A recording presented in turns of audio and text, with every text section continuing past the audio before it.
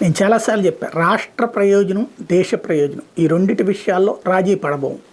ఖచ్చితంగా వాటిని సమర్థిస్తా. అదే సందర్భంలో పేదవాడికి ఒక ముద్ద ఎవరు పెట్టినా అన్న క్యాంటీన్ల గురించి గట్టిగా రచ్చ చేసింది నేనే. ఎందుకంటే ఉండాలి అవి అన్నట్టు. సరే వీళ్ళు చేయలేదు, అది చేయలేదు అన్నదే చెప్పాం, కానీ చేస్తున్నారని చెప్తున్నావా?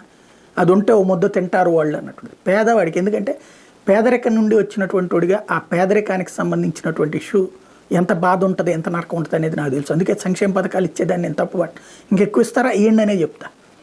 ఎందుకు అంటే ఇవాళ రోజున మళ్ళీ ఆ సంక్షేమ పథకాల వల్ల ప్రయోజనాలు పొందుతున్నటువంటి వర్గం వల్ల నాకు నష్టం ఎందుకు? నేను ఒక స్టెప్ ఎదుగున్నా, మధ్యతరగతిగా ఉన్నా. నేను ఇప్పుడు మధ్యతరగతి నా మీద భారమే, కానీ పేదరికం నుండి వచ్చినటువంటి వాడిగా ఆ పేదలకి పడేటువంటి కష్టం తెలుసు కాబట్టి అది ఉండాలనే కోరుకుంటా. ఇది ఎందుకు చెప్తున్నా అంటే ఇప్పుడు జగన్ చేస్తున్నటువంటి దాంట్లో సూట్ కేసులు ఇస్తే కాదు, ఇక్కడ అలాంటి మంచి నిర్ణయం చేసినప్పుడు అభినందించాలి. ఇళ్ళకి సంబంధించి జీవితంలో ఒక మనిషి కళ, ఇల్లు అనేది సొంత ఇల్లు లేకుండా చచ్చిపోయినటువంటి వాళ్ళని కొన్ని లక్షల మందిని చూస్తున్నాం, కోట్ల మందిని చూస్తున్నాం. సొంత ఇల్లు అనేది లేకుండానే పుట్టారు, చచ్చిపోతున్నారు.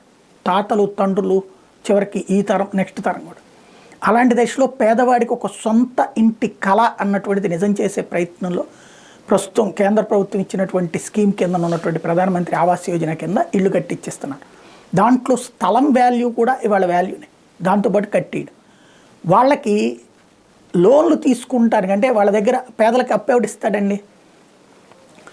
ఒక నాకు బాగా గుర్తు, ఉడా వాళ్ళకి సంబంధించిన ఇళ్ళు కట్టించారు అప్పట్లో. నేను ఏది సిటీ కేబుల్లో పనిచేస్తున్న రోజుల్లో 40,000 రూపాయలు 200 గజాలు, 120 గజాల ఇల్లు 40,000. అలాగే 220 గజాలది 1,20,000. నాకు సిటీ కేబుల్లో వచ్చే జీతం అప్పుడు 2,200 రూపాయలు. ఆడ జీతంతో నేను కొనలేను కదా. లోన్ అడిగితే ఇస్తే ఒట్టు ఇవాళ హౌసింగ్ లోన్ అడిగితే నాకు పర్మనెంట్ అప్పుడు జాబు, మళ్ళీ పిఎఫ్ వచ్చేది, పిఎఫ్ కట్టేవాడిని, ఈఎస్ఐ కూడా ఉండేది. అయినా సరే వాళ్ళు ఇవ్వలేదు.